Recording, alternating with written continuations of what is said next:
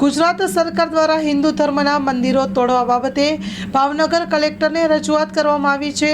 ગુજરાત સરકાર દ્વારા હિન્દુ ધર્મના મંદિરો તોડવા બાબતે આંતરરાષ્ટ્રીય હિન્દુ પરિષદ, રાષ્ટ્રીય બજરંગ દળના નેતાઓની મુક્તિ માટે ભાવનગર કલેક્ટર કચેરી ખાતે આવેદનપત્ર પાઠવીને રજૂઆત કરવામાં આવી હતી।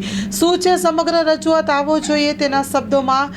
Story report by Anil Gohil, Bhavnagar.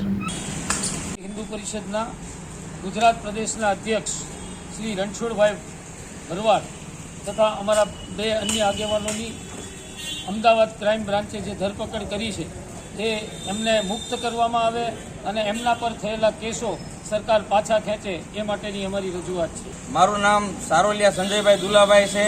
Bhavnagar જિલ્લામાં આંતરરાષ્ટ્રીય હિન્દુ પરિષદના મહામંત્રી તરીકે ફરજ બજાવું છું અને હિન્દુ ધર્મના મંદિરો અત્યારે પડી રહ્યા છે અને અત્યારે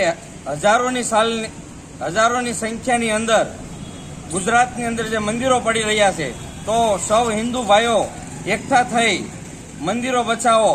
કારણ કે ગુજરાત સરકારને અને ભારત સરકારને જાણ કરવામાં આવે કે મંદિરો હશે તો હિન્દુ હશે અને મંદિરો માટે મહારાણા પ્રતાપ જેવા, શિવાજી જેવા અને વીર મોખડાજી જેવા અનેક શૂરવીરોએ આ ધરતી માટે પોતાના બલિદાન આપી દીધા છે।